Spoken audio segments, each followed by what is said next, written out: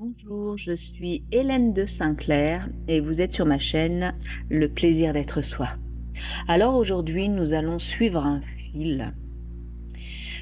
Je ne sais pas vraiment encore où il va nous amener et de quoi il va s'agir en fait. J'ai juste un mot qui m'est venu, c'était la rencontre.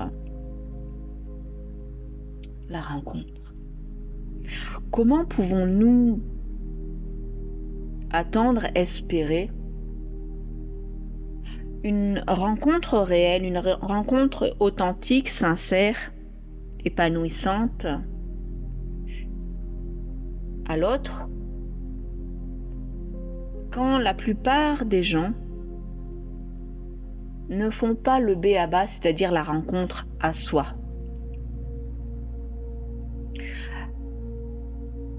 Et donc l'ensemble des rencontres qui se font autour de nous, dans notre vie, parlent également de la rencontre à soi, ou de la non-rencontre à soi. La rencontre à soi demande une capacité de remise en question permanente, renouvelante. Une authenticité où, oui, parfois, c'est même souvent, pour ne pas dire tout le temps, c'est inconfortable, parce qu'il y a un petit ego identifié qui cherche à protéger, à se convaincre, à donner des excuses. Mais quand on rentre dans cet espace de soi à soi, dans ce face-à-face, il ne peut plus y avoir d'excuses. Il ne peut plus y avoir de miroir, de reflet. Ou s'il y en a, c'est pour justement les percevoir, les accueillir et s'accorder un peu plus de cette transparence de cœur, de cette intelligence de cœur et d'esprit. Alors il va y avoir comme un filtre naturel même, au niveau du relationnel, parce que au plus il y a une réelle profondeur, une véritable transparence, remise en question, la qualité relationnelle de soi à soi s'enrichit, s'apprécie, et tout le babillage sociétal vient s'effondrer, cela ne nous intéresse pas. Alors on peut se retrouver dans un cercle restreint d'amis. Mais c'est le filtre interne qui fera naturellement en fait la différence. Parce qu'on ne s'encombre plus de relations mesquines ou toxiques ou qui engendrent des déperditions d'énergie. Parce que le besoin profond, c'est cette cohérence intérieure et donc une cohérence avec le monde ou avec l'autre. C'est-à-dire que la relation, la rencontre réelle, profonde, juste, nécessite que puisque moi je suis dans cette transparence, dans cette capacité de remise en question, dans cette honnêteté, le rapport à l'autre demande cela aussi. Ce qui engendre bien sûr des tâtonnements, des trébuchements ensemble, mais on se relève ensemble aussi et on grandit ensemble. Et ce n'est pas grave parce qu'on est capable de ne plus rien croire de soi et de l'autre. On se déshabille, on ose notre vulnérabilité. La trahison réelle, la trahison initiale, quand on parle de trahison, quand on se sent trahi, pour l'être qui est dans cette intelligence de cœur et d'esprit, il y a trahison quand l'autre n'est pas en capacité ou n'a pas les ressources, la maturité l'honnêteté, d'oser cette vulnérabilité, d'oser cette transparence, d'oser cet élan innocent de cœur, d'esprit. Alors, on a beau tendre la main une fois, deux fois, trois fois, au bout d'un moment, on sent que cela ne sert à rien, l'autre est buté. Peu importe en fait sa stratégie, on ne va même plus chercher à comprendre sa stratégie. Tout ce qu'on constate, c'est que il y a un manque d'honnêteté, d'abord à lui-même ou à elle-même, et donc dans la relation. Et on apprend à se préserver. On apprend à poser des limites saines et respectueuses. Alors peut-être que l'autre bougera à sa façon et un jour sera capable de se remettre en question et sera capable de revenir et d'avoir une vraie communication, une communication authentique où il s'expose dans ses peurs, dans ses tâtonnements, dans ses immaturités. Et ce n'est pas grave en fait cela, parce que ce qui est beau, c'est oser cela pour grandir ensemble. Et le lien de confiance, le lien d'amour est justement là, quand on ose cette authenticité-là. Et dans ce cas-là, quand il y a eu des bourdes ou des quiproquos, ou qu'on a blessé sans faire exprès, le pardon vient spontanément, il n'y a même pas de question de pardon, parce qu'on peut avoir cette communication claire, lucide, évidente, spontanée. Et on sait que là, il n'y a pas de Trafalgar. Parce que la personne qui a une véritable intelligence de cœur et d'esprit a une hypersensibilité et on ne peut pas tricher en fait. Elle sait, elle sent. Très souvent, ça s'est développé parce qu'elle-même a vécu des choses compliquées encore et encore, ce qui l'a amené à développer des ressources, des capacités d'analyse, de lecture structurelle, psychologique, comportementale, malgré elle. L'hypervigilance fait cela, l'empathie fait cela aussi. Et du coup, il y a tous les boutons d'alerte, comme une voiture où il y aurait tous les clignotants rouges ou oranges qui s'ouvrent quand quelqu'un fait bonne figure, veut faire croire que, mais on voit qu'au fond, il y a quelque chose qui grésille et que là, il y a un mensonge. Alors, ce n'est pas un mensonge comme l'humain pourrait peut-être se l'imaginer, mais cette espèce de mensonge qui est pervers, qui est dissonant. C'est une dissonance, c'est même pas un mensonge, c'est une dissonance qu'on perçoit. C'est le manque de respect, le manque d'authenticité que la personne a vis-à-vis d'elle-même. Souvent, elle en est inconsciente. Elle est dans le déni ou par protection. C'est plus fort qu'elle. Ce qui peut engendrer comme réaction des replis, des formes de mutisme ou alors des calomnies, des réactions vives. Il y a peut-être d'autres stratégies, là je vais dans les extrêmes. La rencontre saine, véritable, authentique, commence en soi à chaque instant. C'est une qualité, une texture de transparence qui ouvre à une véritable richesse parce que ça vient développer une capacité à pénétrer, à comprendre profondément, d'abord en soi, puis après autour de soi.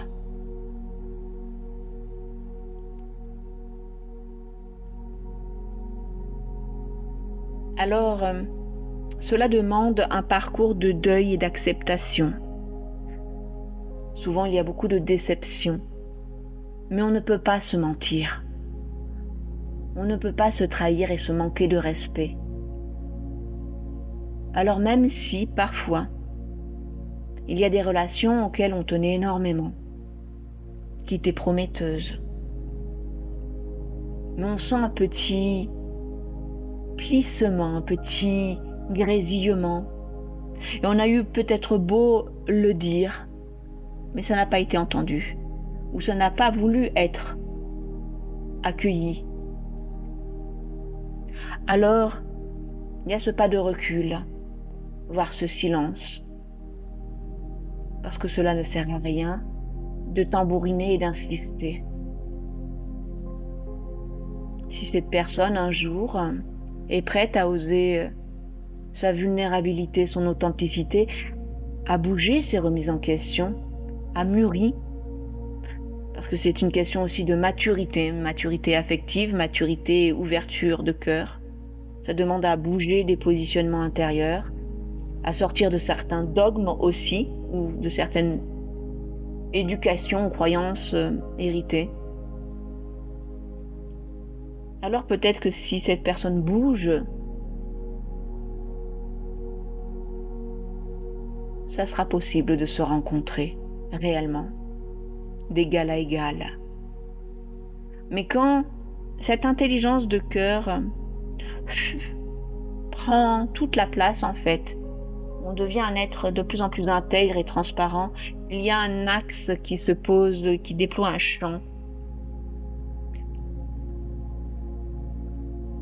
et qui, bon gré mal gré, fait que nous ne pouvons plus faire semblant. Nous ne pouvons plus prétendre. Nous ne pouvons plus, ce n'est pas possible, ce n'est plus possible. Nous voyons en fait toutes les stratégies des gens. Nous voyons même nos propres stratégies d'immaturité et de défense, et vis-à-vis de nous-mêmes, nous venons déconstruire ces propres stratégies-là. Alors peut-être que ça crée une forme d'exigence intérieure et donc extérieure. Mais il y a un dicton qui dit « Il vaut mieux être seul que mal accompagné ».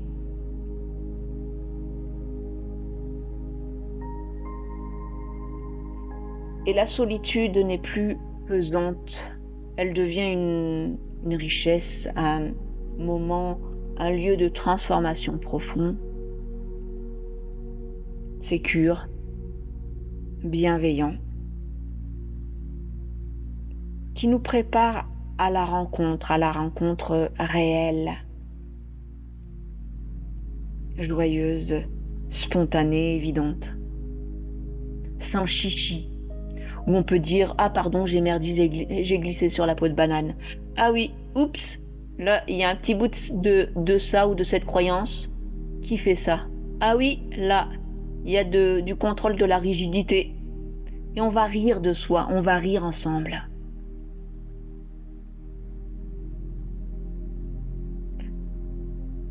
Pour autant, il n'y a pas de procès à avoir, ni vis-à-vis de soi, ni vis-à-vis de l'autre.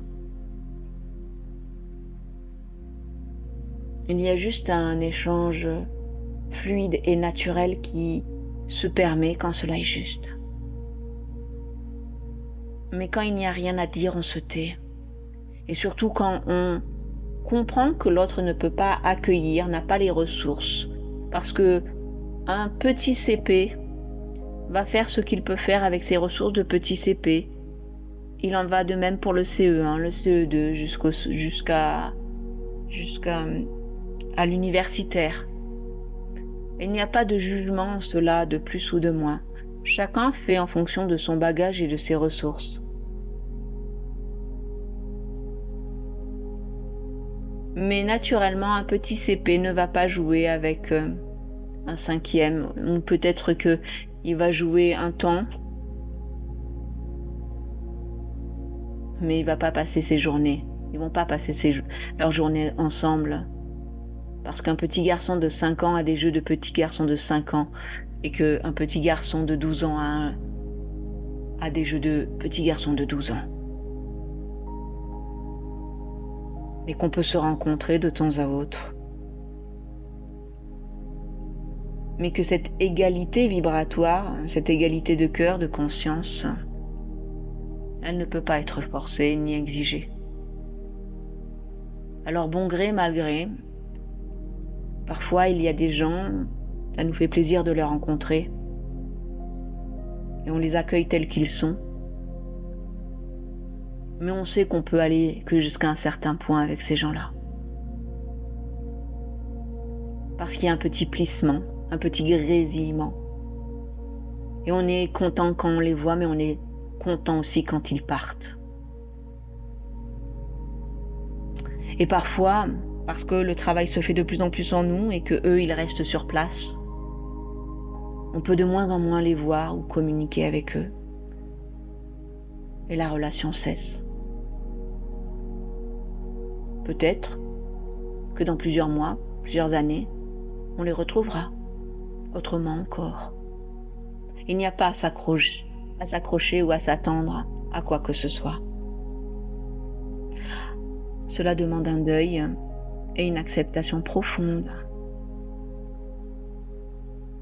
Ça demande aussi de relâcher certaines frustrations quand on avait une telle joie à vouloir partager et que on se rend compte que l'autre ne va pas pouvoir accueillir, ne va pas pouvoir pleinement vivre la relation d'égal à égal, dans cette maturité-là, dans cette transparence-là.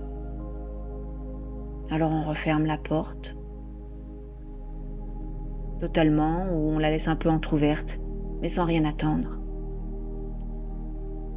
On met une limite pour se préserver. À toutes ces bonnes personnes qui sont souvent des empathes,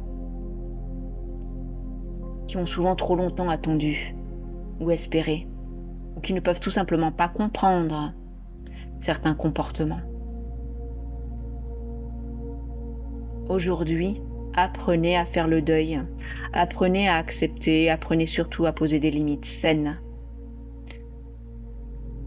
Parce que sinon vous continuerez encore et encore à trébucher et à être déçus, à être blessés et à être abusés par des gens qui n'ont pas les ressources tout simplement. Ils n'ont pas la conscience, l'aptitude, la possibilité, la maturité d'une rencontre réelle de cœur à cœur, en toute transparence, en toute vulnérabilité, en toute sincérité. Mettez des limites saines. C'est une fermeté bienveillante qui est nécessaire. Je le répète, qui est nécessaire. Parce que sinon, souvent l'empathe, qui n'a pas de limite claire, attire le pervers narcissique. Ces deux stratégies, une haute, le pervers narcissique, et l'autre basse, l'empathe, qui sont structurées sur la même type de blessure. Sauf que l'empathe est en déperdition d'énergie et que le pervers narcissique lui suce l'énergie des autres. Les deux sont charmants. On va dire qu'il y en a une qui pourrait être une forme de prédation inconsciente, je dis bien, et l'autre une forme de proie, et souvent inconsciente aussi. Le pervers narcissique va être bien sûr dans des formes de déni, dans des formes de tous les très stratèges, dans des formes de manipulation, tout en restant toujours très charmant. Hein. L'empathe, il a l'innocence souvent de l'enfant, alors là, il hallucine, il comprend pas ce genre de comportement. Et quand il comprend, finalement il se trouve face à quelque chose d'extrêmement pervers, et il a toujours du mal à l'accueillir et à le comprendre. C'est là qu'il faut savoir mettre des limites saines, parce que cela engendre des relations extrêmement toxiques et perverses. C'est pour vous apprendre à dire stop aux abus et à poser des limites saines et une communication interne, la rencontre en soi et la rencontre avec l'autre de plus en plus saine. Donc il n'y a pas d'étiquette, il n'y a pas de jugement là, ni sur l'un, ni sur l'autre, ni sur qui que ce soit en fait, ou quoi que ce soit. C'est juste pour ramener tout un chacun vers lui-même, en son centre, afin de pouvoir se déployer sainement, authentiquement dans le monde, afin que le monde tourne un petit peu plus rond, parce que cela commence en soi. Si on veut que le monde change, et dans le bon sens, ça va demander à ce que chacun aille se remettre en question et aille regarder en lui-même, s'accueillir, sans justification. Relâche sa légende personnelle, son gargarisme karmique transgénérationnel et personnel, son histoire familiale, son vécu de tous les jours, son quotidien, et plonge en lui-même et ce courage-là pour remettre les pendules à l'heure, d'abord avec lui-même, puis avec le monde, pour retisser une relation chaleureuse, véritable, authentique, spontanée, innocente presque, mais pas naïve, hein, et construire un monde en toute confiance.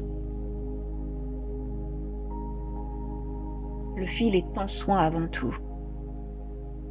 Je vais m'arrêter là et je vous dis très belle journée.